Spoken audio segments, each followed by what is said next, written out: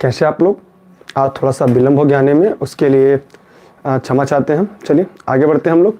आज हम लोग संविधान के 50 बड़े प्रश्नों को पढ़ेंगे और आज 50 प्रश्न की पूरी सीरीज खत्म करेंगे और साथ में आप कलम कॉपी लेके इस क्लास को स्टार्ट करें, क्योंकि हम आपके लिए कुछ महत्वपूर्ण तथ्यों को ही बताते चलेंगे। क्योंकि हमारा उद्देश्य केवल विकल्प की ही व्याख्या करना नहीं है, हम ये चाहते हैं इसके साथ जो तथ्यात्मक चीज़ें आपको मिले वो भी अपने साथ आप लिखते चलिए, ताकि जब भी आपको परीक्षा में बैठे इस प्रकार के प्रश्न आपके सामने आए, किसी प्रकार की दिक्कत या समस्या ना हो। आप किसी भर्ती परीक्षा के लिए अगर पढ़ रहे, अगर उसमें सामान्य अध्ययन आ रहा है तो आपके लिए महत्वपूर्ण हो जाता है। इसमें खासकर अगर आपको देखा जाए तो सुपर टेट, चाहे प्राथमिक की कहा जाए चाहे अपर प्राइमरी कहा जाए। दूसरी बात है बीईओ के लिए, सभी के लिए महत्वपूर्ण है, जिसका 3 टारगेट मेरा सबसे बड़ा है, एक बीईओ की, सुपर टेट की, प्राइमरी अपर प्राइमरी, दोनों के लिए संविधान अपने आप एक महत्वपूर्ण सब्जेक्ट में से एक रहा है। और यह अपना कोई भी भर्ती परीक्षा आ जाए वहां पे इसके नंबर, प्रश्नों की संख्या लगभग हमेशा बराबर और सामान्य रहती है। एक इस समय विवादित मुद्दा चल रहा है वर्तमान समय में सिटीजनशिप को लेकर, तो हमारा जो सामने प्रश्न है वो भी सिटीजनशिप का ही है।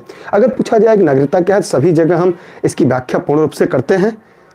साफ चल रही ना, आवाज साफ आ रही, वीडियो साफ चल रहा है। चलिए, नागरिकता निम्नलिखित में से किस विधियों द्वारा प्राप्त की जा सकती है? आपके सामने एक प्रश्न है कि नागरिकता निम्नलिखित में से किन विधियों के द्वारा प्राप्त की जा सकती है? इसको हटा दीजिएगा तो निम्नलिखित में से किन विधियों के द्वारा नागरिकता ली जा सकती है? जिसमें जन्म के द्वारा, अनुवांशिकता के द्वारा, पंजीयन के द्वारा, अनुरोध के द्वारा। तो आप हमें जवाब दीजिएगा किसके द्वारा आप नागरिकता ले सकते हैं। सबसे पहली बात तो आइए एक एक लाइन कलम कॉपी लिख लीजिएगा। जो परीक्षा में पूछे जाने वाले की पॉइंट है उनको भी मेरे साथ आप लिखते चलिएगा। पहला प्रश्न आपका यहाँ से ये बनेगा कि नागरिकता, सिटीजनशिप संविधान के किस भाग में है, किस पार्ट में है? तो भाग लिखिएगा, ये संविधान के भाग 2 में है। कहाँ पे है? भाग 2 में है। भाग 2 में अनुच्छेद देखा जाए तो किससे किससे लेकर है? 5 से लेकर 11 तक। ये अनुच्छेद 5 से लेकर 11 तक जो नागरिकता है, सिटीजनशिप की व्याख्या की गई है। अगर अनुच्छेद की बात करें, आर्टिकल्स की बात करें, तो अनुच्छेद 5 से लेकर 11 तक भाग 2 में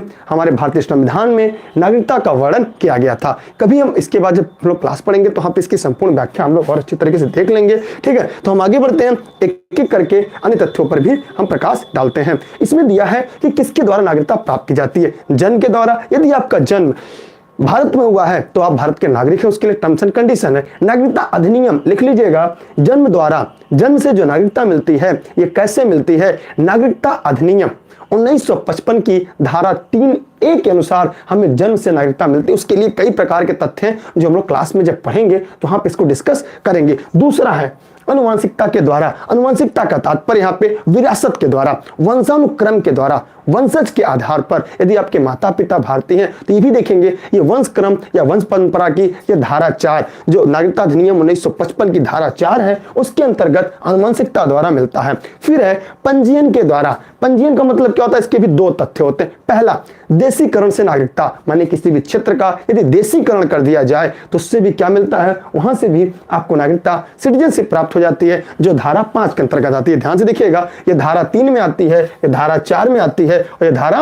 5 में आती है। उसके बाद एक रजिस्ट्रेशन द्वारा, रजिस्ट्रेशन द्वारा 5 किसके द्वारा? जन्म द्वारा 3 में आती है, विरासत द्वारा 4 में आती है और रजिस्ट्रेशन द्वारा ये 3, अनुवांशिकता जो है आपकी 4 हो गई, रजिस्ट्रेशन द्वारा 5, पंजीयन द्वारा जो होता है वो धारा 6 के अंतर्गत आती है, क्योंकि एक रजिस्ट्रेशन होता है वो हम बाद में पढ़ेंगे कि रजिस्ट्रेशन द्वारा धारा 4 से आती है। फिर आता है एक और होता है किसी भी राज्य क्षेत्र का यदि भारत में समावेशन कर लिया जाए तो उस दशा में भी हमें नागरिकता मिल जाती है। जिससे इसका उदाहरण हम दें तो सिक्किम का आपने सुना होगा। सिक्किम वास्तव में भारत का संविधान का हिस्सा तो नहीं था, किंतु 35वें 36वें संविधान संशोधन कॉन्स्टिट्यूशनल अमेंडमेंट के बाद उसे भारतीय राज्य क्षेत्र में शामिल कर लिया गया। जैसे सिक्किम को भारतीय राज्य क्षेत्र में सम्मिलित किया गया तो सिक्किम के जो पहले नागरिक थे वो अपने आप भारत के नागरिक बन गए। यह संविधान की नागरिकता अधिनियम 1955 की धारा 7 में इसका वर्णन किया गया, लेकिन अनुरोध द्वारा नहीं होता। इस प्रकार इसका फर्स्ट, सेकंड, थर्ड अर्थात इसका विकल्प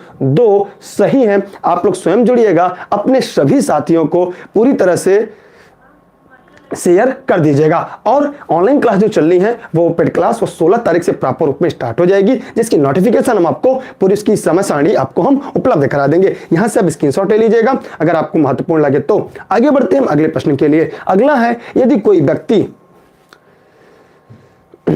व्यक्ति भारतीय नागरिक नहीं होगा, यदि कोई व्यक्ति भारतीय नागरिक नहीं होगा, यदि वह इसमें से क्या ऐसा चीज होगा जिसके वजह से वह भारत का नागरिक नहीं होगा? खूब ध्यान से देखिएगा, अपने प्रश्नों के जवाब दीजिएगा। और अच्छा, धीरे धीरे बोलते हैं। अच्छा ठीक है, थोड़ा धीरे धीरे करेंगे। कोई व्यक्ति भारतीय नागरिक नहीं होगा, यदि वह क्या होगा? बताइए आराम से, आराम से जवाब दीजिए भैया, हम धीरे धीरे बोलेंगे। थोड़ा सा क्या है कि रट गया है ना पूरी कॉन्सेप्ट, इसी वजह थोड़ी सी दिक्कत होती है। ठीक है, हम थोड़ा आराम से बोलेंगे। आप शेयर कर दीजिएगा अपने सभी साथियों को। तो यहाँ पे क्या होगा, टेलीग्राम पे भी डाल दीजिएगा आप, ई-लर्निंग पे। यहाँ पे है कि क्या होगा बताइए इसका। इसमें देखिए, पहला, विदेश में 5 वर्ष से अधिक रहा हो, विदेशी न्यायालय द्वारा दंडित किया गया हो, स्वेच्छा से दूसरे देश की नागरिकता ग्रहण कर ले। क्योंकि हम जानते हैं भारत में एकल नागरिकता है। यदि आप भारत के अलावा किसी अन्य देश की नागरिकता ले लेते हैं तो भारत की नागरिकता स्वतः समाप्त हो जाती है। माने यदि भारत का कोई नागरिक अपनी इच्छा से किसी अन्य देश की नागरिकता को, सिटीजनशिप को स्वीकार कर लेता है तो उसकी जो अपने देश की, जो भारत की नागरिकता, सिटीजनशिप है, ये स्वतः समाप्त हो जाएगी। इसलिए इसका उत्तर तीसरा होगा, क्योंकि यह नहीं पूछा है। ठीक है, समझ में आया? चलिए आगे बढ़ते हम लोग। अगला है, नागरिकता प्राप्त करने के लिए शर्तों का निर्धारण निम्नलिखित में से हाँ, यहां से देखिएगा, नागरिकता प्राप्त करने के लिए जो शर्तें निर्धारित करने वाला सक्षम निकाय कौन सा है? बताइएगा, सक्षम निकाय कौन सा है? आराम से आप जवाब दीजिए, कौन सा इसमें सक्षम निकाय है? आराम से बताइएगा। चुनाव आयोग, राष्ट्रपति, संसद और विधानसभाएं, क्या होगा इसका उपयुक्त विकल्प? नोटिफिकेशन नहीं आता क्या? चलिए आप लोग सभी को शेयर कर दीजिएगा। देखिएगा, भारतीय जो संसद होती है द्वारा नागरिकों की व्याख्या की गई, मतलब भारतीय संसद के द्वारा नागरिकता की, सिटीजनशिप की व्याख्या की गई है। जो भारतीय संसद द्वारा नागरिकता की व्याख्या की गई है। संविधान सभा ने नागरिकता के संबंध में 2 विधियां अपनाई। पहला देखा जाए तो यह उपबंध करना है कि संविधान के प्रारंभ के समय जो व्यक्ति भारत का नागरिक रहा होगा वह नागरिक है। दूसरा, नागरिकता का अर्जन, निरसन के तरीके के बारे में संसद को विधि निर्माण करने की शक्ति दी गई है। इस प्रकार वह संसद, इसका उत्तर सही होगा। इसका विकल्प जो है तीसरा सही है। ठीक है, आगे बढ़ते हैं अगले प्रश्न की तरफ।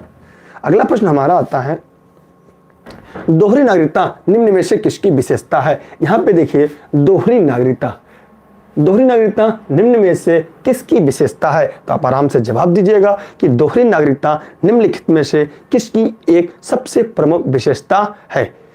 एकात्मक सरकार की, संघीय सरकार की, संसदीय सरकार की, राष्ट्रपति शासित सरकार की? बताइए कहां की होगी? आप लोग जवाब दीजिएगा, सभी को शेयर भी करते रहिएगा अपने सभी साथियों को। ध्यान से सुनिएगा। हाँ, मैं समय आपका नहीं लूंगा।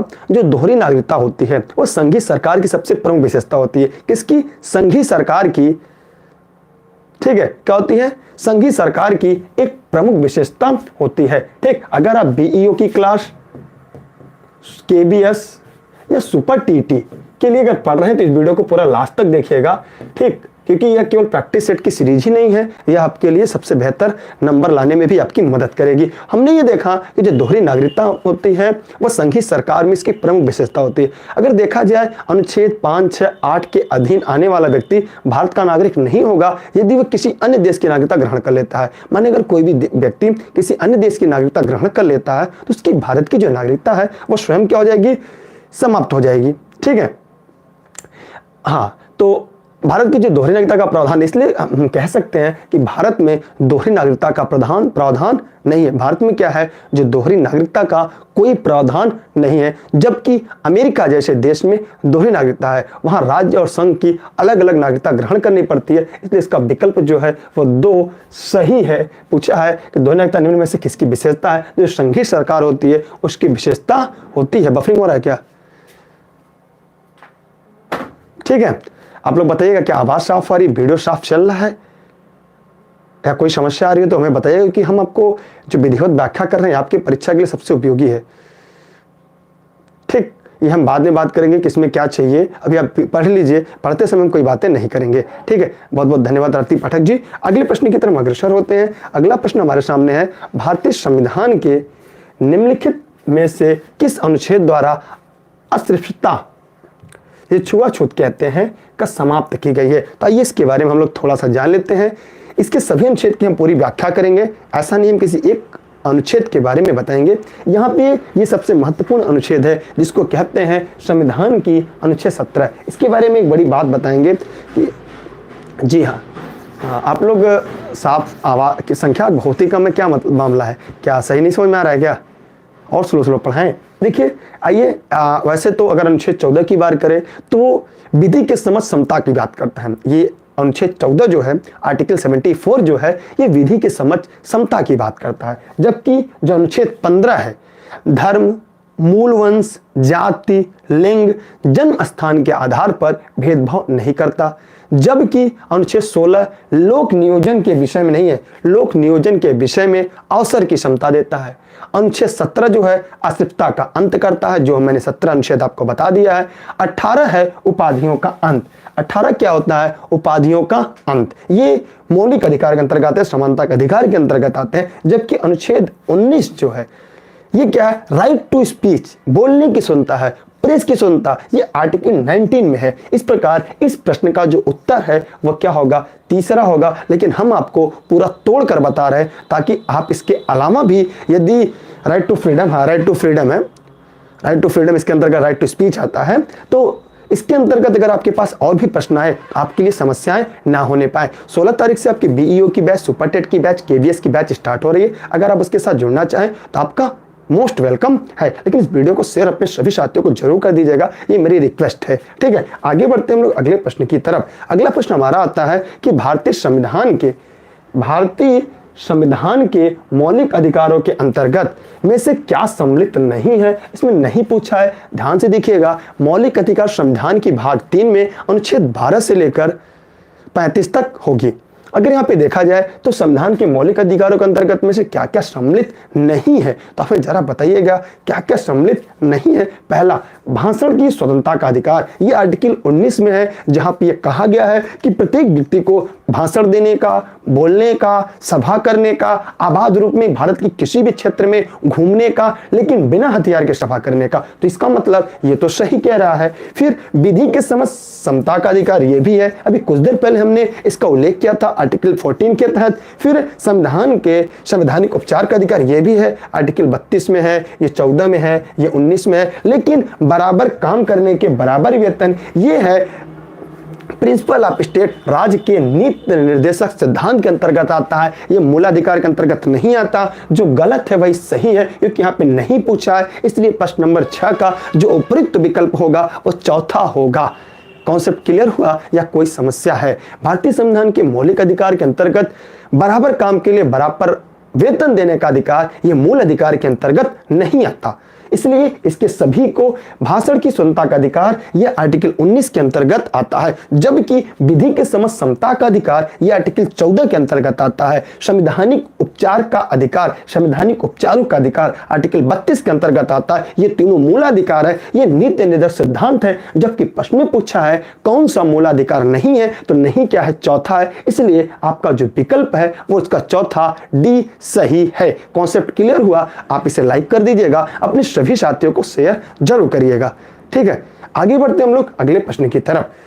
अगला प्रश्न हमारे सामने है कि मौलिक अधिकारों को लागू करने के लिए निम्नोक्त में से किसी न्यायालय द्वारा क्या जारी किया जाता है? ये बहुत ही मजेदार प्रश्न है। इसको हम अभी तो पूरी व्याख्या नहीं बताएंगे, लेकिन तभी आपको पूरी चीजें कॉन्सेप्ट थोड़ा सा हम क्लियर कर देंगे। यहाँ पे 2 आर्टिकल्स होते हैं। देखिए यहाँ पे अगर 7वें प्रश्न को हम देखें ध्यान से, खूब ध्यान सुनिएगा, मैं पूरी कॉन्सेप्ट को क्लियर करूंगा, क्योंकि विकल्प के बहुत सारे यूट्यूब पर पढ़ाते हैं, वो केवल विकल्प बताते हैं, पूरा डिफाइन करेंगे। यहाँ पे अगर हम देखें तो यहाँ पे एक बात स्पष्ट होती है कि अनुच्छेद 32 जिसमें मूल अधिकारों के उल्लंघन के विरुद्ध नागरिकों को उपचार प्रदान करने के लिए उच्चतम न्यायालय में प्रारंभिक अधिकारिता प्रदान करता, जिसे समादेश या रिट कहा जाता। इसे क्या कहा जाता है? समादेश या रिट कहा जाता है। अगर इस रिट की बात करें तो जो उच्चतम न्यायालय होता है, यस्सी जिसे कहते हैं, तो उच्चतम न्यायालय जो होता है, सुप्रीम कोर्ट होता है, वो अनुच्छेद 32 के तहत समादेश या रिट जारी कर सकता है। जबकि हाई कोर्ट, अगर यस्सी का मतलब हाई कोर्ट होता है, यह अनुच्छेद 226, ये मैं अनुच्छेद लिखा रहा हूं, सुप्रीम कोर्ट अनुच्छेद 32, हाई कोर्ट अनुच्छेद 226 के तहत रिट या समादेश जारी कर सकता है या उसके पास ऐसे अधिकार होते हैं।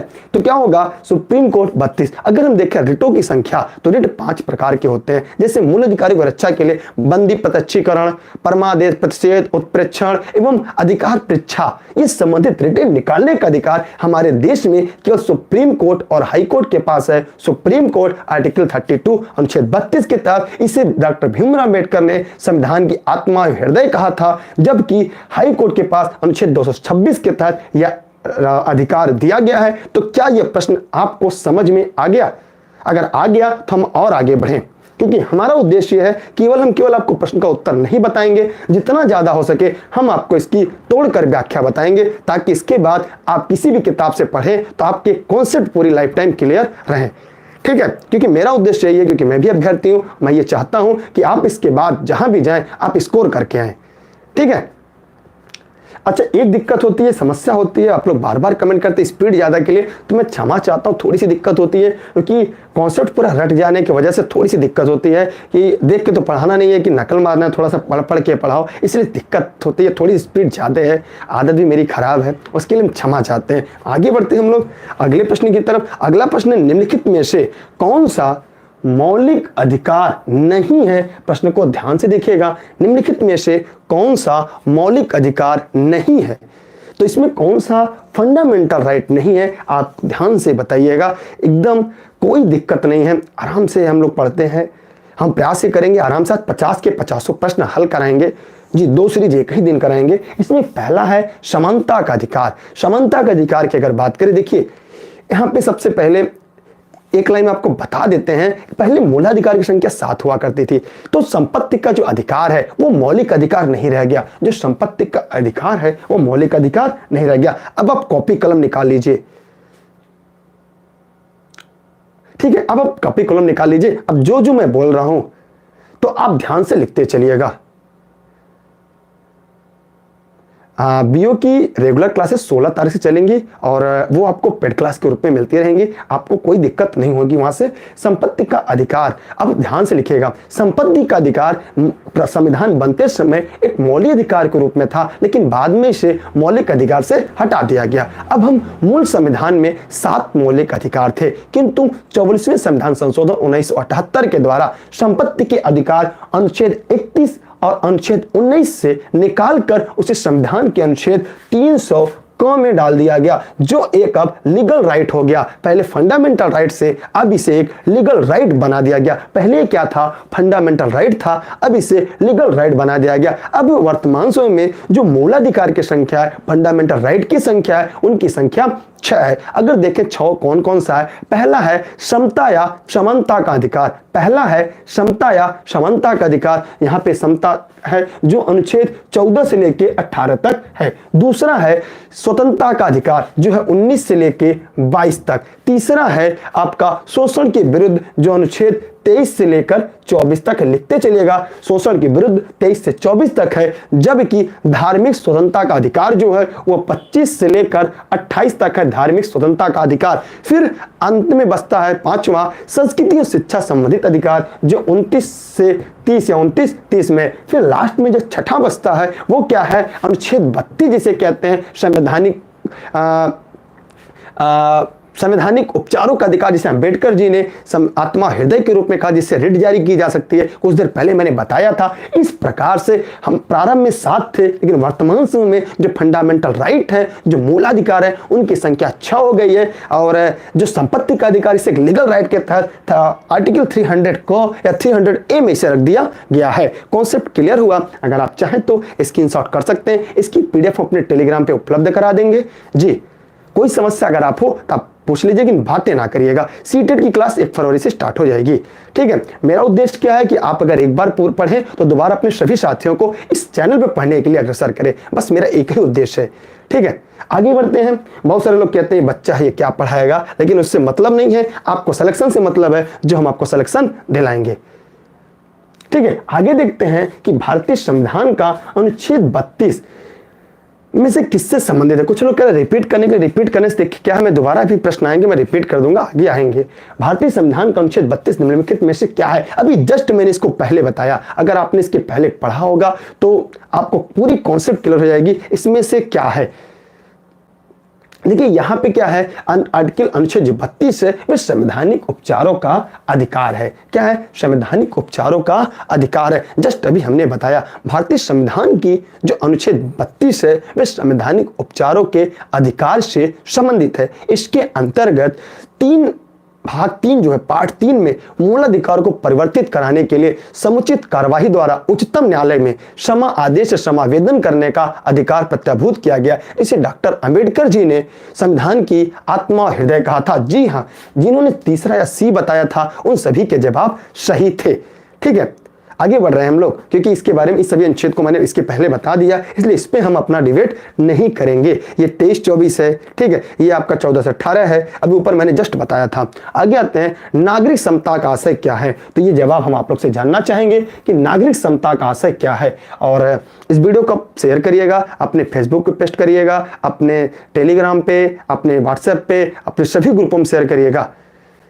बीओ के एडमिशन प्रोसेस के लिए मैं ऋचा जी, मैं लास्ट में बात करता हूँ। हम लोग क्लास पढ़ लेते हैं, पढ़ते समय बातें नहीं करते, चाहे बेशक आप एडमिशन लें या ना लें, लेकिन क्योंकि आप भी जोड़ी हैं, पढ़ रही हैं, तो इसीलिए मैं लास्ट में बातें कर लेता हूँ। इसके बाद बताता हूँ नागरिक समता का आशय क्या है। देखिए नागरिक समता की बात करें तो नागरिक समता का आशय कानून के समक्ष समता की बात है। ध्यान से सुनिएगा, लिख लीजिएगा कि नागरिक समता का आशय है कानून के समक्ष समता, जो 14 में उल्लेखित है। जो कहां पे? संविधान की आर्टिकल 14 में इसका उल्लेख किया गया है, अर्थात इसका विकल्प क्या होगा? पहला होगा। और यह उपबंधित करता है, यह बताता है कि भारत राज्य में किसी भी क्षेत्र में किसी व्यक्ति को विधि के समक्ष, कानून के समक्ष समता अथवा विधियों के समान संरक्षण से वंचित नहीं किया जाएगा। यह आपके कानून के समक्ष समता का अधिकार आर्टिकल किस में है? ये आप जवाब दीजिएगा। मैंने भी बताया है कि 14 में इसका वर्णन किया गया है। नागरिक समता का आशय मोस्ट इंपॉर्टेंट है। अभी किसी ने पूछा हमारे एडमिशन लेने का प्रोसेस क्या है, उसके लिए लिख लीजिएगा कि 6306344367 ये ऑफिस का नंबर है, लास्ट में 67 है, एक मिनट, लास्ट में 67 है। इस पे आप व्हाट्सएप करिएगा, अपनी बैच लिख के, अगर बीओ की ज्वाइन करना है तो बीओ लिखिएगा, अगर केबीएस तो केबीएस, सुपरटेट तो सुपरटेट लिखिएगा। 3500 रुपये शुल्क है, आप ऑनलाइन पेमेंट करके आप क्लास को जोड़ सकते हैं। क्लासेस 16 तारीख से पूरी रेगुलर चलेंगी और मैंने इसके बारे में बता दिया है कि कैसे हम क्लासेस को आपका चलाएंगे। आगे बढ़ते हैं, स्क्रीनशॉट ले लीजिएगा, टेलीग्राम पे जुड़े रहिएगा, स्क्रीनशॉट ले लीजिएगा। हम आगे बढ़ते हैं, अगले प्रश्न की तरफ। अगला है कि नौकरियों और शैक्षिक संस्थान में समाज के कमजोर वर्ग के लिए आरक्षण उपलब्ध कराने हेतु केंद्र सरकार सेंट्रल गवर्नमेंट को संविधान का कौन सा प्रावधान अधिकार देता है? आपने भी देखा होगा, सुना भी होगा कि आरक्षण का जो प्रावधान किया गया वो सेंट्रल और स्टेट गवर्नमेंट को जो कमजोर वर्ग के लिए नौकरियों में जो आरक्षण देने के लिए, इसमें से कौन सा अनुच्छेद है हम पूरी बेहतरीन तरीके से समझाएंगे। आप इस वीडियो को लास्ट तक देखिएगा। 14, 16, 46, 19। तो देखिए पहले तो यहाँ पे जो ये है, ये एक मूलाधिकार है, और जो मूल अधिकार है और ये नहीं होगा क्योंकि ये मूल अधिकार नहीं है। यह क्या है? यह एक नीति निषेध सिद्धांत के अंतर्गत आता है। आइए इसके बारे में जानते हैं। अनुच्छेद 16 लिखना हो तो लिख लीजिएगा, मैं आपको बता देता हूं। वैसे तो अनुच्छेद 16 है, आइए मैं इसकी विस्तृत व्याख्या करता हूं, आप कॉपी कलम से लिख लीजिएगा, ध्यान से लिखिएगा। अनुच्छेद 16 खंड 4, अनुच्छेद 16 माने आर्टिकल 16, आर्टिकल 16 में कौन सा? खंड 4 सेक्शन 4, अनुच्छेद 16(4) में या खंड 4 में राज्य द्वारा पोषित सहायता प्राप्त शिक्षण संस्थानों में केवल धर्म, जाति, मूल वंश, भाषा के आधार पर वंचित नहीं किया जाएगा तथा सरकारी सेवाओं में नियुक्ति या पदों के लिए विशेष आरक्षण की व्यवस्था कर सकेगा। इसके अतिरिक्त सामाजिक और शैक्षिक रूप से पिछड़े नागरिकों के वर्गों के लिए राज्य विशेष उपबंध कर सकेगा। राज्य विशेष उपबंध करेगा। जो राज्य उपबंध करेगा वो अनुच्छेद 15(4) के अंतर्गत आएगा। ध्यान देखिएगा, यहां पे राज्य उपबंध करेगा, राज्य उपबंध करेगा 15(4) के अंतर्गत। इसी उद्देश्य की पूर्ति के लिए अनुच्छेद 340 में आयोग की गठन किया गया है, या इसकी पूर्ति करने के लिए अनुच्छेद 340 में लिख लीजिएगा आर्टिकल 340। आर्टिकल 340 में आयोग की गठन करने का भी प्रावधान किया गया है। तो हमने भी लिख लिया 340 मिल गया, 16(4) मिल गया, 15 को खंड 4 मिल गया। ये सभी आप लिख लीजिएगा, ठीक है। अगर आपको समझ में आ रहा है लिखना तो ठीक है, नहीं तो फिर हम लोग आगे बढ़ते हैं, ठीक है। अगले प्रश्न की तरफ हम आगे बढ़ते हैं। अगला प्रश्न है, निम्नलिखित आधारों में से वह कौन सी है जिस पर संविधान के अनुच्छेद 15 में राज्य द्वारा भेदभाव वर्जित नहीं है। मान किसके द्वारा भेदभाव वर्जित नहीं है, इसके भी जवाब दीजिएगा और पूरे बढ़िया से समझाइएगा। हम पूरा डिफाइन करके तोड़कर आपको बताएंगे। अभी किसी ने 1-2 उपखंड हमें बताया, उस उपखंड की भी हम चर्चा करते हैं। हम पूरा बताएंगे क्योंकि हमारा उद्देश्य नहीं है, क्योंकि हम लोग बताया ना, हम भी अभ्यर्थी हैं और हम लोग रटने वालों में से नहीं है। हमने भी यूपीएससी मेंस लिखा है, आईएएस की मेंस लिखा है, एमपीएससी मेंस इंटरव्यू दिया है। तो इसलिए इस बात की नहीं, हम लोगों ने पूरा रट्टा मार दिया है। रट्टा मारने मतलब इतनी कई रातें इस पर कुर्बान की है, ठीक है। तो इसमें क्या होगा, आइए इसके बारे में पहले देखते हैं। इसका जो उत्तर होगा वो होगा, पहले जन्म स्थान के आधार पर नहीं कर सकती, जात के आधार पर नहीं, भाषा के आधार पर हो सकता है, क्योंकि यहाँ भाषा का जिक्र नहीं है तो नहीं पूछा है, तो नहीं में भाषा होगा। बाकी ये जो है ये जन्म स्थान होगा, प्रजाति होगा, जाति होगा। आइए इसकी व्याख्या लिखते हैं और आप व्याख्या इसके लिख लीजिएगा। अनुच्छेद 15, ध्यान से सुनिएगा, लिखते चलिएगा कि अनुच्छेद 15 समता का अधिकार के खंड 1 और 2 में, ध्यान से लिखिएगा, संविधान के अनुच्छेद 15 के अगर 15 देखा जाए तो खंड 1 और 2, ध्यान से लिखिएगा, आर्टिकल 15 जो समता का अधिकार है, खंड 1 और 2 में अधिकारों का वर्णन, खंड 3 और 4 में विशेष अपवाद के उपबंध है। खंड 3 और 4 के रुक जाइए, खंड 3 और 4 के विशेष अपवाद है, माने 15(1)(2) जो है वह 3 और 4 का एक विशेष अपवाद है। अनुच्छेद 15 खंड 1-2, अनुच्छेद 15 खंड 1-2 के अनुसार राज्य किसी भी नागरिक के विरुद्ध, राज्य, ध्यान सुनिएगा, राज्य, अनुच्छेद 15(1)(2 खंड 1-2 के अनुसार राज्य, यहां पे शब्द है राज्य, अनुच्छेद 15 राज्य, ध्यान सुनिएगा, राज्य किसी भी नागरिक के विरुद्ध केवल धर्म,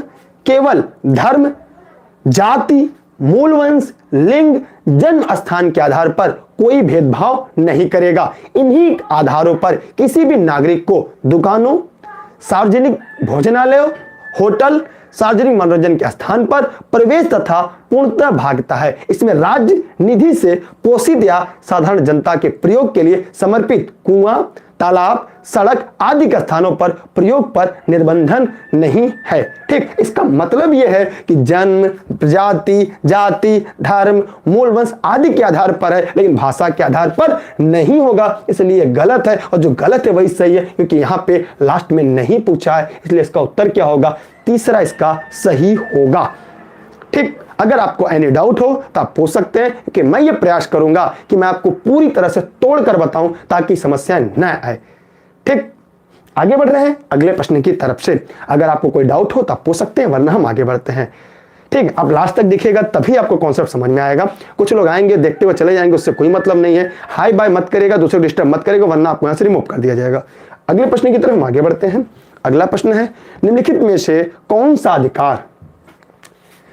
अधिकार एक राजनीतिक अधिकार है? आइए इसके बारे में हम लोग चर्चा कर लेते हैं। कौन सा अधिकार एक राजनीतिक अधिकार है? स्वतंत्रता का अधिकार, चुनाव लड़ने का अधिकार, कानून के सामने समानता का अधिकार, जीवन का अधिकार। आइए के बारे में हम लोग बात करते हैं। तो बताइए इसमें से क्या होगा। राजनीतिक अधिकार की बात करें, स्वतंत्रता का अधिकार है तो मूल अधिकार है, ये फंडामेंटल राइट है, ये तो हो ही नहीं सकता। ठीक है, आपको नींद आ रही, दूसरे को परेशान ना करें, आप जा सकते हैं, ये चैटिंग का अड्डा नहीं है। ठीक है, संता का अधिकार पहला हो गया। फिर आगे है चुनाव लड़ने का अधिकार, फिर है कानून के सामने समानता का अधिकार, ये भी क्या है, अनुच्छेद 14 में है ये, या 19 में है। जीवन का अधिकार, ये भी आर्टिकल 21 में है। तो ये नहीं होगा आपका।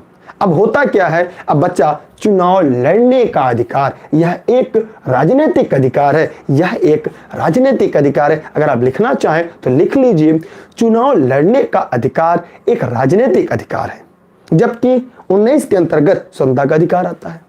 राजनीतिक दल गठित करने का अधिकार, जो राजनीतिक दल गठित की जाती है वो मूल अधिकार में आता है। लिख लीजिएगा अनुच्छेद 19(1)(ग), अगर यहां पे लिखना चाहेंगे तो अनुच्छेद 19(1)(ग) लिखे या सी लिखे, 19(1)(c) या 19(1)(ग) में राजनीतिक दल गठित करने, किसी संस्था, संगठन, मजदूर संघ, ट्रेड यूनियन आदि की स्थापना का मूल अधिकार के अंतर्गत आता है, जबकि चुनाव लड़ने का अधिकार एक राजनीतिक अधिकार होता है। दोनों में अंतर समझ लीजिएगा, ऐसा नहीं परीक्षा में प्रश्न आए कहे दुर्गेश सर तो बताए थे चुनाव लड़ने का अधिकार एक राजनीतिक अधिकार है, लेकिन एक बात दुर्गेश सर ने और बताया था, वो यह बताया था कि आर्टिकल 19(1)(c) या 19(1)(ग) जो होता है वह क्या होता है, राजनीतिक दल गठित करना, जैसे बहुत सारी पार्टियों के दल गठित करना, किसी संस्था, संघ, संगठन, मजदूर, यूनियन आदि की स्थापना करना 19(1)(c) या 19(1)(ग) के अंतर्गत आता है, जो एक फंडामेंटल राइट है, जो एक मूल अधिकार है।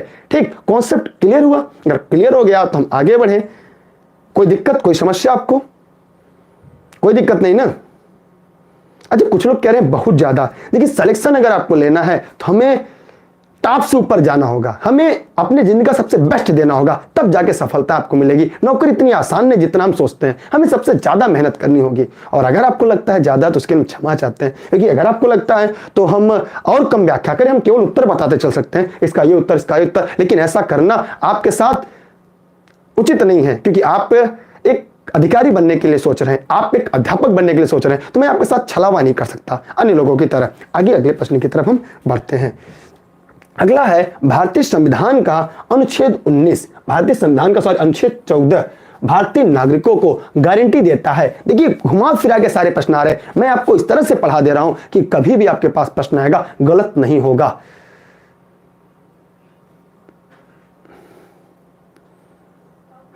ठीक है, भारतीय संविधान का अनुच्छेद 14 भारतीय नागरिकों को क्या गारंटी देता है? कानून की समानता सुरक्षा, कानून के सामने समानता के अधिकार, आर्थिक संसाधनों के समानता की वितरण, कानून के सामने समानता और कानूनों की, मतलब अभी इसको छोटा करना पड़ सकता है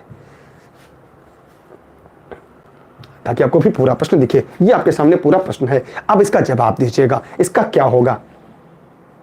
कानून के सामने समानता और कानूनों की समान सुरक्षा की। देखिए, आप लोगों ने जवाब, काफी लोगों ने बहुत ही सही दिया है। ठीक है, यहां पे क्या होगा, यहां पे होगा इसका विकल्प जो होगा वो 4 होगा। आइए 4 विकल्प के बारे में बात करते हैं। जो यहां पे आपका जो प्रश्न है कि भारतीय संविधान का अनुच्छेद 14 भारतीय नागरिकों को क्या देता है, इसके बारे में मैंने इसके पहले व्याख्या में हमने आपको बता दिया था कि अनुच्छेद 14 जो है, इसे हम कहते हैं कि विधिक समानता।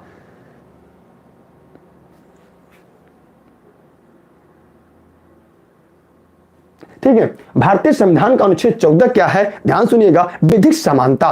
राज्य भारत क्षेत्र के भीतर किसी भी व्यक्ति को विधिक के समक्ष समानता या तो विधियों के समान संरक्षण से वंचित कभी नहीं करेगा। आगे देखते हैं।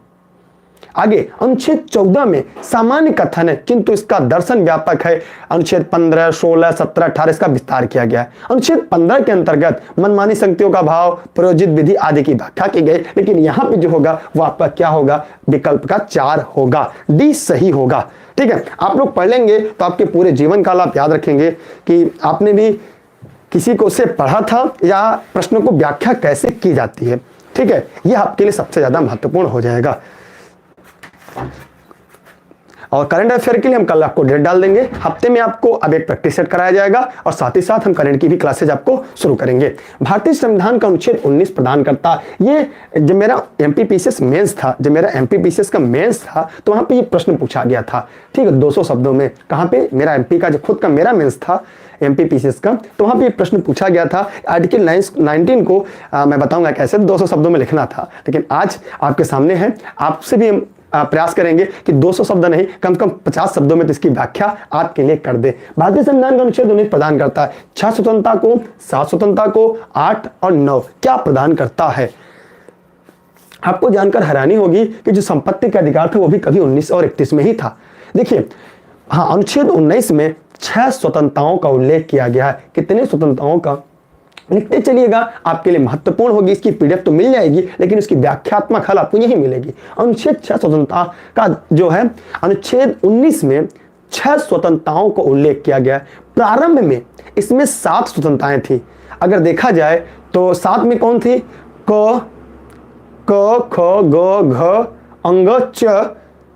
ठीक है, च जो था संपत्ति का अर्जन, धारण और बयान का अधिकार 44वें संविधान संशोधन 1918 द्वारा हटा दिया गया। कब? 19/6/79 में। अगर डेट लिखना चाहे लिख लीजिएगा, 19/6/79,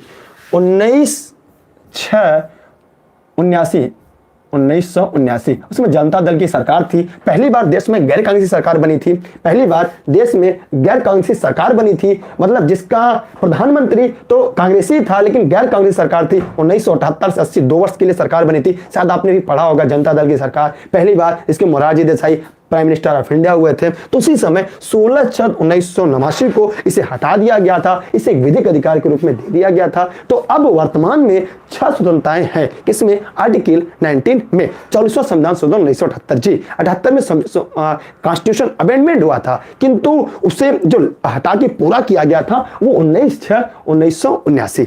ठीक है, अगर आप चाहें तो लिख सकते हैं, बाकी आपके काम का नहीं है, लेकिन मैंने आपके ज्ञान के लिए मैंने आपको बता दिया कि आप अगर किसी के सामने कोई बातें करें तो ऐसा ना लगे आपने संविधान को पढ़ी नहीं है, बल्कि व्याख्यात्मक हल भी पढ़ा है।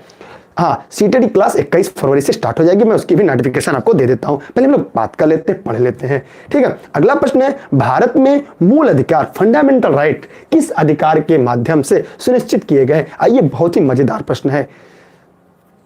आप लोग पढ़िए, शेयर करिए। अगर आपको बेहतर क्लास लगता है अपने सभी साथियों को बताइए, अगर आपको अच्छा लगता है तब। और मैं इसकी सूचना टेलीग्राम पे दूंगा। परसों से क्लासेज इतनी ज्यादा आपको चलेंगी, आप भी हैरान रह जाएंगे। अभी तो गणित अभी हमसे पढ़े नहीं, ज्योग्राफी पढ़े नहीं, इकोनॉमिक्स भी। तो यहाँ पे है, भारत में मूल अधिकार किस अधिकारों के माध्यम से सुनिश्चित किए जाते हैं? आप जवाब दीजिएगा। देखिए, ध्यान से सुनिएगा, जो भारत में मूल अधिकार है, फंडामेंटल राइट है। ठीक है, तो इसमें क्या होगा, पहले विकल्प बता लेते हैं फिर आगे बढ़ते हैं। देखिए, भारत में जो मूल अधिकार, संवैधानिक उपचारों का अधिकार, संवैधानिक उपचारों का अधिकार, ये आर्टिकल 32 में है। अनुच्छेद 32 में इसकी व्याख्यात्मक मैंने आपको बता दिया। तो अनुच्छेद 32 के माध्यम से संरक्षित किए गए जो मूल अधिकार है, संरक्षित कैसे किए गए? अनुच्छेद 32 के तहत 32 में भी एससी माने सुप्रीम कोर्ट, अनुच्छेद 32 हाई कोर्ट माने एससी, अनुच्छेद 226 मैंने व्याख्या में बता दिया, पीछे ही बताया। अगर आपने पहले से पीछे से क्लास पढ़ी होगी अभी आज की क्लास, तो आपको मैंने ये बता दिया। फिर वहां पे मैंने बताया कि अनुच्छेद 32 के माध्यम से संरक्षित किए गए हैं मूल अधिकारों में प्रवर्तन करने की संमति सुप्रीम कोर्ट और हाई कोर्ट को है। सुप्रीम कोर्ट को 32 और हाई कोर्ट को 226 के तहत है। किसको? 32 और 226। इस व्यवस्था में कोर्ट ने संविधान के आधारित संरक्षण लक्षण को भी घोषित किया, जिसमें संसद द्वारा अनुच्छेद 368 के विहित प्रक्रिया के द्वारा रिप्लेस भी नहीं किया जा सकता। माने ऐसा नहीं है, अगर हमारी सुप्रीम कोर्ट और हाई कोर्ट ने उसमें किसी प्रकार के अधिकार को सुनिश्चित किया गया, तो जो संविधान की आर्टिकल 368 है, मतलब संविधान की अनुच्छेद 368 है। कितनी? 368 जो है। 368 क्या है आप लोग बताएंगे, जवाब देंगे क्या है? मैं बता दूं, अफ्रीका के संविधान से लिया गया, आप जवाब दीजिएगा। 368 क्या है? 368 क्या है? ये दक्षिण अफ्रीका के संविधान से लिया गया है। ये संविधान संशोधन है, कॉन्स्टिट्यूशन अमेंडमेंट है इसे। ठीक है, कॉन्स्टिट्यूशन अमेंडमेंट है, माने संविधान संशोधन है, तो संसद भी उसमें शून्य हो सकती है। ऐसा प्रावधान इसमें किया गया है। इसलिए डॉक्टर अंबेडकर जी ने इसे क्या कहा था? संविधान की आत्मा और हृदय कहा था, क्योंकि ये अभिभावक का काम करती है। ठीक है, आगे बढ़ते हैं हम लोग। अगला है, संसद के चुनाव में मत देने का अधिकार कौन सा अधिकार है? यह कई बार पूछा प्रश्न है। ठीक है, अगर आप यहां पढ़ने आए, मैं नाम लेना नहीं आता, मेरा एक ही काम है, मैं पढ़ाता हूं, आप पढ़ते हैं। यहां नाम से कोई मतलब नहीं है। आपको सिलेक्शन लेना है तो सिलेक्शन लीजिएगा, नाम नहीं। आपको सिलेक्शन चाहिए, मैं सिलेक्शन के लिए पढ़ाता हूं, नाम के लिए नहीं। ना आपका नाम ना अपना नाम। तो संसद के चुनाव में मत देने का अधिकार कौन सा अधिकार है बताइए? देखिए मैं इसकी व्याख्यात्मक आपको बता रहा हूं, ध्यान से सुनिएगा। संविधान के अनुच्छेद 325 से कहता है, संविधान की अनुच्छेद कितना 325, 326 भी है ना, 325। संविधान की अनुच्छेद 325 ये कहता है कि प्रत्येक सदन, राज्य के विधानमंडल सदन के निर्वाचन के लिए प्रत्येक प्रादेशिक निर्वाचन क्षेत्र के हेतु एक साधारण निर्वाचन नामावली होगी, जिसमें सभी सदस्यों के निर्वाचन अपना मत देने का अधिकार होगा। यह कहां है? यह एक कौन सा अधिकार है? यह मौलिक अधिकार नहीं, कुछ लोग बता रहे जी नहीं, मत देने का अधिकार मौलिक अधिकार नहीं है। अब इसमें देखिए अलग अलग किताबों में अलग अलग इसकी व्याख्या मिलेगी। वैसे ये संवैधानिक अधिकार है, लेकिन अगर ये संवैधानिक अधिकार न दिया होता तो हम वहां पे कानूनी अधिकार लगाते, लेकिन यहाँ पे संवैधानिक कानूनी दोनों देगा। अगर कॉन्स्टिट्यूशनल राइट और लीगल राइट अगर दोनों ऑप्शन में दिया है, उस समय कॉन्स्टिट्यूशनल राइट को आप सही करेंगे, लीगल राइट को नहीं सही करेंगे। लेकिन अगर इस परीक्षा इसी प्रश्न में अगर कॉन्स्टिट्यूशनल राइट नहीं दिया होता तो आप वहां पे लीगल राइट लगा सकते थे, इसलिए यहाँ पे लीगल राइट आप नहीं लगाएंगे, यहाँ पे कॉन्स्टिट्यूशनल राइट लगाएंगे। क्यों लगाएंगे? क्योंकि इसमें कॉन्स्टिट्यूशन अमेंडमेंट करके इसको सम्मिलित किया गया, न कि जजमेंट के द्वारा किया गया, इसलिए इसका जो विकल्प होगा वो सेकेंड सही होगा। ठीक, कोई समस्या, कोई दिक्कत? आपको समझ में आ रहा है ना कि जो मैं पढ़ा रहा हूं, क्योंकि मेरा उद्देश्य आपको सिलेक्शन दिलाना, आपका मेरा एक ही टारगेट है सिलेक्शन दिलाना, और बस उसी के लिए मैं पढ़ा रहा हूं। ठीक, आगे बढ़ते हैं, आगे बढ़े चलिए। देखिए हमारा, क्योंकि हम अभी इतने प्रश्न कराने में 40 मिनट लग गए, 17 ही प्रश्न हुए हैं। अब ये 50 प्रश्नों की सीरीज है, क्योंकि हम एक दिन में 50 प्रश्न कराते हैं, ज्योग्राफी से इकोनॉमिक्स पॉलिटी मिलाकर कराते हैं। लेकिन आज थोड़ा सा देरी हो गई थी क्योंकि ये साक्ष्य के लिए, इसीलिए इसे मैं क्षमा चाहता हूं। यहां पे है भारतीय संविधान के किस अनुच्छेद में भारतीय नागरिकों को मूल कर्तव्य शामिल किए गए, इसकी विस्तृत हम व्याख्या करेंगे। पहली बात तो मैं आपको बताना चाहूंगा कि जो एक प्रश्न यहां से ऐसे ही बन जाएगा, डायरेक्ट बन जाएगा कि निम्नलिखित में से कौन सा ऐसा है जो भारत के मूल संविधान का हिस्सा नहीं है। तो आप लोग जानते रहिएगा कि जो मूल कर्तव्य है, फंडामेंटल ड्यूटी जिसे कहते हैं, ये मूल कर्तव्य जो है ये संविधान का हिस्सा नहीं था। ध्यान से सुनिएगा। पहली चीज कि जो फंडामेंटल इसे ड्यूटी कहते हैं, फंडामेंटल ड्यूटी जो यह था नागरिकों का, जो मूल नागरिकों जो कर्तव्य था, ये भारतीय संविधान में जब संविधान बना था उस समय इसका हिस्सा नहीं था। ठीक, एक बात। दूसरी बात, इसे बाद में लिया गया। कहां से लिया गया? आप जवाब दीजिएगा। ये भारत में जो मूल कर्तव्य लाया गया, ये किस संविधान या किस देश के संविधान से लाया गया? दूसरी बात, आगे हम पढ़ते हैं कि भारतीय जो नागरिकों को जो मूल कर्तव्य है वो संविधान के भाग 4 में वर्णित है। कहां पे वर्णित है? संविधान के भाग 4 क। ठीक, मतलब 4th ए, पार्ट 4th ए में भाग 4 क में वर्णित है, जो अनुच्छेद 51 में है। कहां पे? 51 क में है। कहां पे? 51 में नहीं है, 51 क में है। जो अनुच्छेद कितने, अगर आर्टिकल्स की बात करें तो 51 ए में या क में है, अनुच्छेद 51 क में है। और इसके बारे में सुन लीजिएगा, जो भाग 4 में जो है वह नीति निर्देशक तत्वों की बात की गई है। ठीक है, संविधान में जो संशोधन करके जो प्रावधान था 1975 में डॉक्टर स्वर्ण सिंह समिति, डॉक्टर, एक प्रश्न यह आता है कि किसकी सिफारिश पर इसे संविधान में सम्मिलित किया गया? तो लिख लीजिएगा, डॉक्टर स्वर्ण सिंह समिति के अध्यक्षता में या उनकी सिफारिश में इसे सम्मिलित किया गया था। इस समिति ने अपनी रिपोर्ट 42वें संविधान संशोधन 1976, 42वें संविधान संशोधन 1976, कहां पे? 42वें संविधान संशोधन 1976। इसे एक बार और सुन लीजिएगा। 42वें संविधान संशोधन को मिनी कॉन्स्टिट्यूशन या लघु संविधान की भी संज्ञा देते हैं, मिनी संविधान या लघु संविधान की भी संज्ञा देते हैं 42वें संविधान संशोधन 1976 को।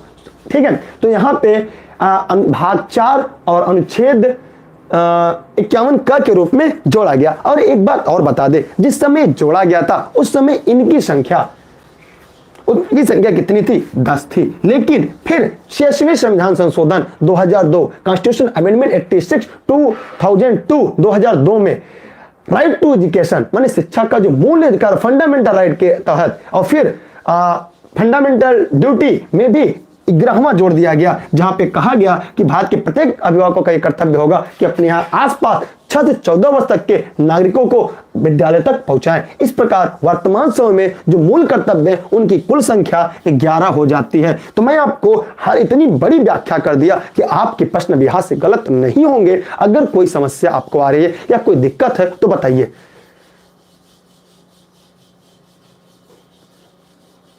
बताइए कोई समस्या है? पूछ रहे हैं कि आप सरकारी टीचर में सेलेक्ट हो गए हैं। जी अभी हम लोग का मामला 69,000 का कोर्ट में विचाराधीन है। ठीक है, अभी किसी के जो प्रश्न है मैं लास्ट में लूंगा कि शून्य होने का मतलब क्या, मैं लास्ट में आपके जवाब देता हूं। ठीक है, आगे बढ़ते हैं हम लोग। निम्नलिखित में से कौन सा मूल अधिकार नहीं है? देखिए कई प्रश्न बार बार घूम के आ रहा है, तो यहां पे आपका समय नहीं लेंगे। यहां पे चलिए आगे बढ़ते, थोड़ा सा बफरिंग हुआ था उसके लिए हम क्षमा चाहते हैं।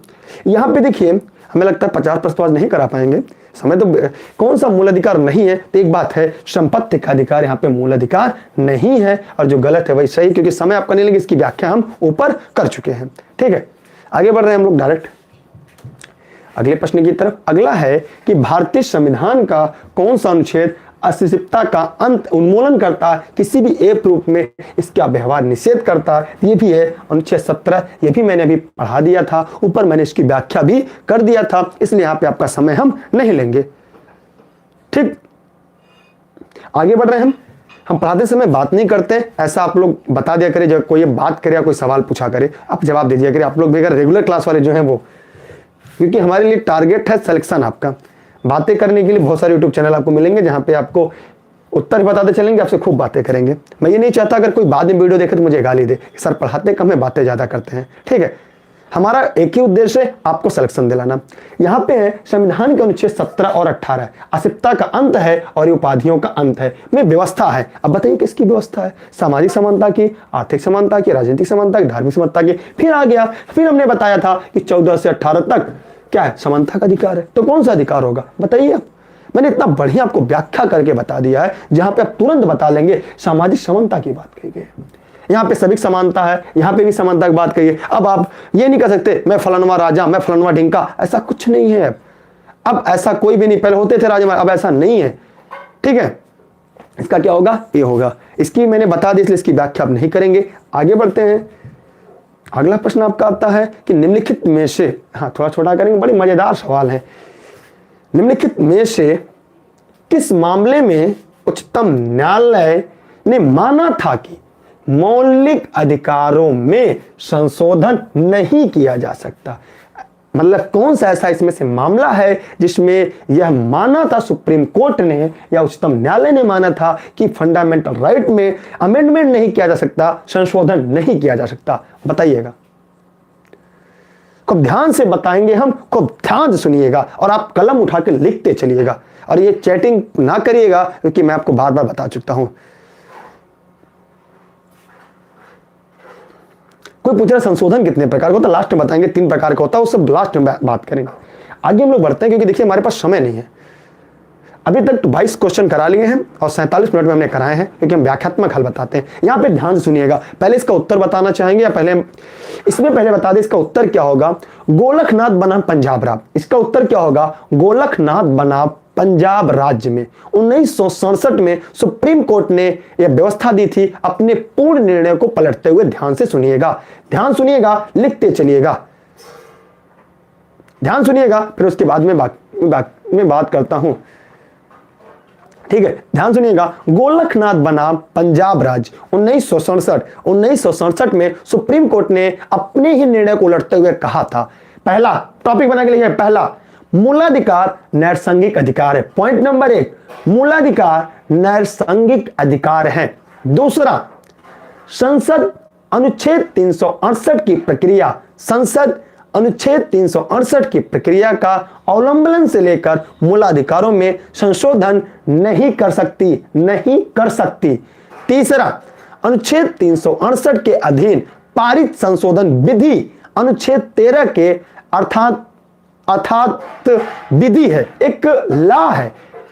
फिर इसी में लिखा था कि न्यायिक जगत में अपने ऐतिहासिक निर्णय के रूप में प्रसिद्ध हो गए गोलकनाथ का केस। तो जो गोलकनाथ का केस था वो यही था, इसलिए इसका जो उपयुक्त विकल्प होगा वो विकल्प क्या होगा? 4 होगा। माने गोलकनाथ बनाम जो पंजाब राज्य 1967 केस था, इसी वाद की वजह से ये प्रसिद्ध हो गया, जहां पे सुप्रीम कोर्ट ने स्वयं कहा अपने निर्णय को पलटते हुए कि इसमें संशोधन नहीं हो सकता। मैंने तीनों बातें आपको लिखवा दिया, अगर आप चाहें तो लिखें या तो फिर आगे बढ़ें। ठीक है, आगे बढ़े हम लोग। इसकी चाहे तो स्क्रीनशॉट ले सकते हैं, बाकी आपकी इच्छा। आगे आते हैं, भारतीय संविधान के अनुच्छेद 17 में उपबंध किया गया है। भारतीय संविधान के अनुच्छेद 17 में क्या उपबंध किया गया? अभी कुछ देर पहले हम लोगों ने इसको पढ़ा था। अस्पृश्यता का अंत की बात कही गई, जिसमें छुआछूत नहीं करना है, अर्थात इसका उत्तर क्या होगा? ये 4। अब इसके बारे में बहुत सारी बताएंगे। अनुच्छेद 17 भारतीय संविधान के ऐसा मात्र फंडामेंटल राइट है जो किसी व्यक्ति ने इसका उल्लंघन किया तो दंडित करने की बात करता, बाकी कोई आर्टिकल्स में ऐसा नहीं है। बाकी दंडित करने का अधिकार आईपीसी में है, लेकिन उस सभी के हम लोग क्लास पढ़ेंगे, पेड क्लास पढ़ेंगे, तो वहां पे हम आपको इसके बारे में बता देंगे। आगे बढ़ते हैं अगले प्रश्न की तरफ। अगला है फिर छोटा कर दें, मौलिक कर्तव्यों के अध्याय में शामिल है। तो आराम से बताइएगा, मौलिक कर्तव्यों के अध्याय में क्या शामिल है? और आप लोग को अगर ऑनलाइन क्लास ज्वाइन करना है, नोट्स भी उपलब्ध है, नोट्स अभी कुछ दिन के बाद मिलेगा। UP TET, C TET, super TET के साथ साथ सुपर टेट, केवीएस और बीईओ की बैच आपको 16 तारीख से रन हो जाएगी। अगर आपको ऑनलाइन क्लास जोड़ना है, कहीं अगर आप जुड़ना चाहते हैं, यदि आपको लगता है लर्निंग विद दुर्गेश आपके लिए बेस्ट प्लेटफॉर्म है, आपका मोस्ट वेलकम, नहीं तो आप स्वतंत्र हैं। इसका आंसर क्या होगा?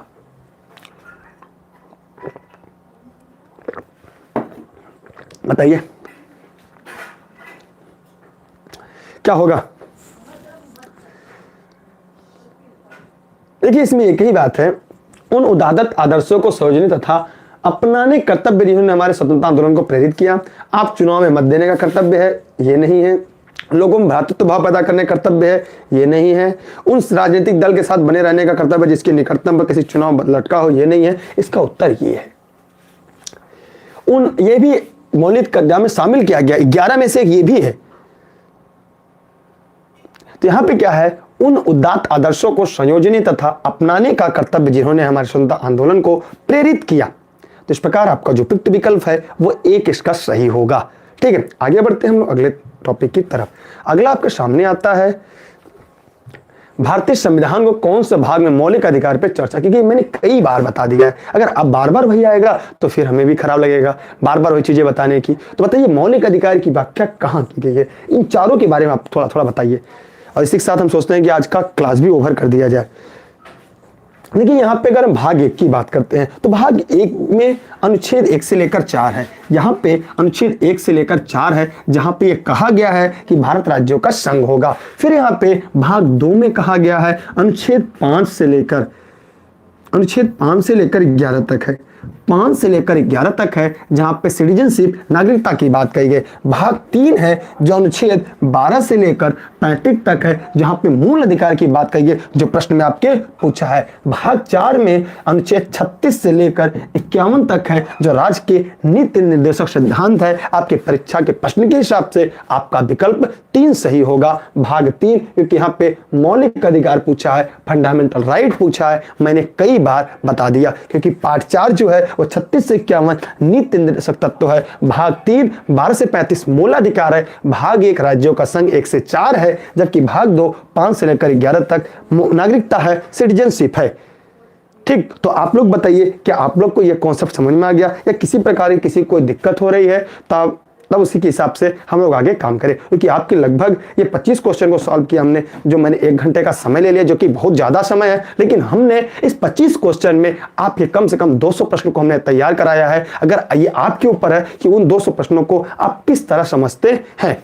ठीक, तो लगातार बोलने से हमें भी थोड़ी समस्या हो जाती है। तो आज तो इतना ही, क्योंकि थोड़ा सा त्यौहार की भी समस्याएं चल रही हैं हमारे यहाँ। तो बाकी क्लासेस कल भी होती रहेंगी, हो सकता है इसके बाद दोबारा हम 10 बज गए हैं, 10:30 तक अगर इच्छा होगी तो दोबारा हम ज्योग्राफी क्लास लेकर आएंगे, जहाँ पे ज्योग्राफी की हम संपूर्ण व्याख्या करेंगे इस तरह 25 प्रश्नों की, क्योंकि ज्योग्राफी, इकोनॉमी, पॉलिटी, मैथमेटिक्स हमारा फेवरेट सब्जेक्ट रहा है।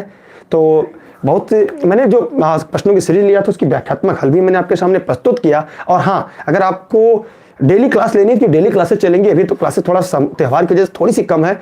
हाँ, सीटेट कब होगा, सीटेट सुपर टेट की क्लासेज स्टार्ट हो जाएंगी 16 से 20 वीडियोज आपको मिल रहे हैं। अगर आपको ऑनलाइन क्लास ज्वाइन करना उसके लिए पहले अगला प्रश्न का आप जवाब देते जाइएगा। अगला प्रश्न आपके सामने है, भारतीय संविधान में कितने मौलिक कर्तव्य हैं, इसका जवाब देते जाइए, क्योंकि कल से एक प्रश्न की शुरुआत हम यहीं से करेंगे। ठीक है, तो ध्यान से देखिएगा, ज्योग्राफी भी पढ़िएगा, इकोनॉमी भी पढ़िएगा, पॉलिटी भी पढ़िएगा, तो आपको ऐसे ही व्याख्यात्मक हल मिलेंगे। जरा सा चिंता ना करिएगा, क्योंकि ऑनलाइन हम बीईओ सुपर टेट में हम यही जीएस का ही सब्जेक्ट मेन पढ़ाते हैं।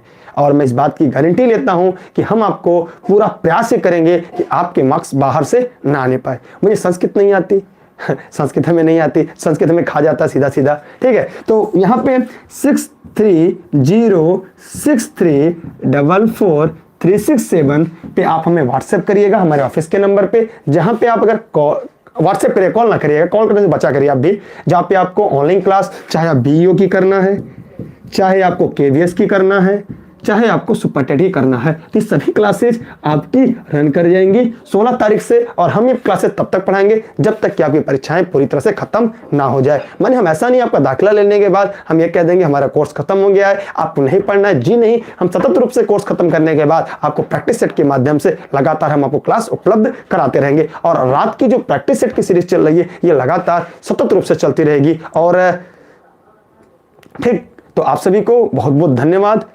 तो मुझे संस्कृत नहीं आती तो भाई नहीं आती तो नहीं आती, क्योंकि मेरा जीएस का हम लोग यूपीएससी वाले हैं, तो हम लोग वहाँ जीएस पे ही फोकस ज़्यादा होता है। सुपर टेट कब होगा, ये मई जून के पहले नहीं हो पाएगा। आप अपनी तैयारी सुचारू रूप से जारी रखें, क्योंकि बिना यूपीटीटी के रिजल्ट आए सुपर टेट की परीक्षा नहीं कराई जा सकती, कोई भी कंडक्ट नहीं कराएगी एग्जाम अथॉरिटी। आप इस वीडियो को शेयर करते जाइएगा, लाइक करिए ना करिए वो आपके बारे में है। मेरे बारे में अब मैंने कई बार बता दिया है, कभी और बातें कर लेंगे मेरे बारे में। मेरा नाम दुर्गेश जायसवाल, जौनपुर जनपद के सिराजे हिंद से हूँ, और मैंने पहली बार यूपीएससी मेंस हाईएस्ट लिखा, एमबीपीएससी मेंस दिया है, और 2 बार एसएससी क्वालीफाई पे सीपीएसआई क्वालीफाई है, लेकिन दुर्भाग्य से अंतिम रूप से चयनित नहीं हो पाया। जमपुर डाट से हमने बीटीसी किया है 2015 बैच से। इस समय हम आपके सामने पढ़ा रहे हैं, और हमने 3 वर्षों तक टेम्पो चलाया, क्योंकि स्थिति ऐसी नहीं थी कि उस वजह से मुझे पढ़ाने मिले, और इसलिए मैंने मेंस जब लिखा था उस समय मैं टेम्पो चलाने के बाद पढ़ाई शुरू की थी, और उस दौरान ही मैंने आईएएस का मेंस लिखा था। ये मेरा अखबार में भी आया था, अगर आपने पढ़ा होगा, और हमारी बायोग्राफी जो है कुछ न्यूज़पेपर वालों में भी छपी है, तो आप चाहें तो पढ़ सकते हैं। ठीक है, तो जो मैं आज आपके सामने हूं वो मेरी मेहनत है, और आप सबका साथ है, और ये बना रहेगा, तो आगे भी हम और आप इतिहास रचने के लिए अग्रसर रहेंगे। ज्योग्राफी क्लास 30 मिनट के बाद होगी, 20 मिनट के बाद ही हम करा देंगे। थोड़ा सा खाली पानी पियेंगे और गर्म पानी पियेंगे, उसके बाद हम काफी क्लास स्टार्ट कर देंगे, क्योंकि हम आराम हराम है ये किसका कथन है, आप भी जवाब दीजिएगा। ठीक है, आराम हराम है किसका कथन है, जवाब दीजिएगा। ऑनलाइन क्लास जनरल स्टडी के लिए मेरी क्लास जरूर ज्वाइन करिएगा। ये मेरा घमंड नहीं है, ये मेरा खुद पर भरोसा है कि मैं जनरल स्टडी आपके लिए बेहतर गाइड कर सकता हूं, क्योंकि पढ़ना तो आपको ही है। ठीक है, बाकी क्लासेस 16 तारीख से स्टार्ट रहेंगे। 16 तारीख से प्रॉपर वे में अलग अलग अध्यापकों के माध्यम से आपको हम उपलब्ध कराएंगे, कि मेरा उद्देश्य है कि जिस कम उम्र में आप हमसे पढ़ रहे हैं, और हम ये चाहते हैं कि इसी के साथ आपको सिलेक्शन भी देना मेरा सबसे पहला उद्देश्य है। ठीक है, तो बहुत बहुत धन्यवाद आप लोग का। और अब चलते, क्योंकि इसके ठीक बाद हम ज्योग्राफी की सीरीज आपके लिए लेकर आते हैं। आप लोग पढ़िएगा पूरी रात, क्योंकि 1 घंटे क्लास पूरी चल चुकी है, आपको भी जानकर हैरानी होगी। मैं प्रारंभ में वीडियो में बात नहीं करता, मेरी आदत है, मैं शुरू में भी बात नहीं करता, कि मेरा उद्देश्य है कि सबसे बेहतर कंटेंट आपको उपलब्ध कराना, ताकि आप ये बात सिलेक्शन के लिए हम बात करते, पढ़ने पढ़ाने को तो पूरी उम्र पढ़िए, हम सिलेक्शन की बात करते, हम सिलेक्शन के लिए पढ़ाते, और हम उम्मीद करते हैं आप भी सिलेक्शन के लिए ही पढ़े। ठीक है, करो और मरो, ये भी किसका नारा था, ये भी कमेंट करके आप जवाब दीजिएगा। आराम हराम है ये तो अब सुन लिया, करो या मरो, क्योंकि हमारे और आपके लिए एक ही बचा है, करो या मरो, क्योंकि अब जिंदगी में एक ही काम बचा है, या तो कुछ बेहतर करके कुछ बेहतर हो जाओ, या कुछ बेहतर करके एक बेहतर ज्ञान अर्जित कर लो। लेकिन बेहतर तो आपको करना ही पड़ेगा, चाहे 2 करे, तो करो या मरो, ये किसका नारा था, दोनों जवाब दीजिएगा। फिर अपनी क्लास को यही खत्म करते हैं। यह आपके लिए प्रश्न है जिसका जवाब आप कमेंट में देंगे, कि भारतीय संविधान में कितने मौलिक कर्तव्य हैं। आइए, हम इसके बारे में बता चुके थे, प्रारंभ में 10 थे, लेकिन 86वें संविधान संशोधन 2002 के द्वारा 6 से 14 वर्ष तक के बालकों को जब निःशुल्क शिक्षा का प्रावधान किया गया, वहां पे ये भी कहा गया मूल कर्तव्य फंडामेंटल ड्यूटी में, कि वहां पे इनको एक को ऐड किया गया कि प्रत्येक अभिभावक का ये कर्तव्य होगा। इस प्रकार वर्तमान समय में इनकी संख्या 11 हो गई, और कल यहीं से शुरू करेंगे हम लोग कि फंडामेंटल ड्यूटी से। ठीक, तो कल की क्लास हमारी प्रश्न नंबर 26 से स्टार्ट होगी, तो प्रश्न नंबर 26 से कल पढ़ेंगे। आज इसका उत्तर हमने बता दिया। ठीक, करो या मरो किसका नारा था, ठीक, तुम मुझे खून दो मैं तुम्हें, इसी तरह बातें बातें हम लोग को याद करेंगे। ऐसा प्रश्न पूछा जाएगा, चाहे बीईओ की बात करें, चाहे सुपरटेट की बात करें, क्योंकि वहां पे राष्ट्रीय आंदोलन आपके सिलेबस में शायद आपने ध्यान से नहीं देखा। मेरा फेवरेट सब्जेक्ट पार्ट है नेशनल मूवमेंट, राष्ट्रीय आंदोलन मेरा बहुत ही फेवरेट है। तो वही हम लोग पढ़ाएंगे, राष्ट्रीय आंदोलन को अच्छे से पढ़ाएंगे, प्रयास करेंगे, खूब बढ़िया समझाएंगे आपको। तो इसी के साथ आप सभी साथियों को बहुत बहुत धन्यवाद, बेस्ट ऑफ लक। और आप लोग जुड़े रहिएगा टेलीग्राम पे, जो जुड़िएगा कि मैं क्लास की अपनी नोटिफिकेशन टेलीग्राम पे ही दूंगा। टेलीग्राम ऐप इंस्टॉल करिएगा, सर्च करिएगा दुर्गेश सर, डिस्क्रिप्शन लिंक में भी उसका लिंक है, जुड़िएगा। फेसबुक पेज पे जुड़िएगा, लर्निंग विद दुर्गेश पे अपने सभी साथियों को इन्वाइट करिएगा। 10 मिनट के बाद दोबारा आइएगा, यही स्थान पर फिर मिलेंगे हम ज्योग्राफी के व्याख्यात्मक हल के साथ। बेस्ट ऑफ लक, जय हिंद, जय भारत। आप जवाब देते रहिएगा, क्योंकि सरल सवाल मैंने पूछा, मैंने बहुत कड़े सवाल नहीं पूछे, बस जो बात आगे मैंने उसी बात पे सवाल पूछ दिया। आराम आराम है, क्योंकि मैं तुरंत आऊंगा। करो या मरो, हमारी लिए अंतिम लड़ाई है, मरना है। तुम मुझे खून दो मैं तुम्हें आजादी दूंगा, किसने कहा था ये भी बताइएगा। ये सारे आपके प्रश्न हैं, ऐसा नहीं मैं आपके गुमराह कर रहा हूं, मैं आपसे समय बर्बाद कर रहा हूं। मैं चाहता हूं आपकी स्मरण शक्ति बढ़े, आपकी सोचने की कौशल वृद्धि हो। पढ़ने से सफलता नहीं होती, इसके कौशल वृद्धि से ही आप सफल होते हैं और नजदीक पहुंचते हैं। तो आप अपनी थिंकिंग पावर को बढ़ाइए, आप सोचने की क्षमता को बढ़ाइए, आप हर बात पे प्रश्न निकालिए। जैसे अभी हमने पानी उठाया, पानी पी लिया, ठीक। अब मन में उठाइए, एक गिलास पानी में कितनी कैलोरी ऊर्जा मिलेगी। अपने मन में प्रश्न बनाया कि कितनी कैलोरी मिलेगी, तो भैया पानी पीने से 0 कैलोरी ऊर्जा मिलती है। पानी चाहे जितना पी लीजिए, उससे आपको ऊर्जा नहीं मिलती, ऊर्जा भोजन से मिलती है। फिर एक प्रश्न बनेगा कि पुरुषों के लिए कितनी कैलोरी, महिलाओं के लिए कितनी कैलोरी, क्या गांव शहर के लिए अलग है? जी हाँ अलग है। ये कहाँ मिलेगा? इकोनॉमिक्स में मिलेगा। तो वो सारी चीजें हम लोग को पढ़ना है, लेकिन अभी एक ही दिन में तो नहीं पढ़ा जा सकता ना। लेकिन रेस के घोड़े रेस में अच्छे लगते हैं, खेत में नहीं। ठीक है, चलिए तब आते हैं 10 मिनट के बाद।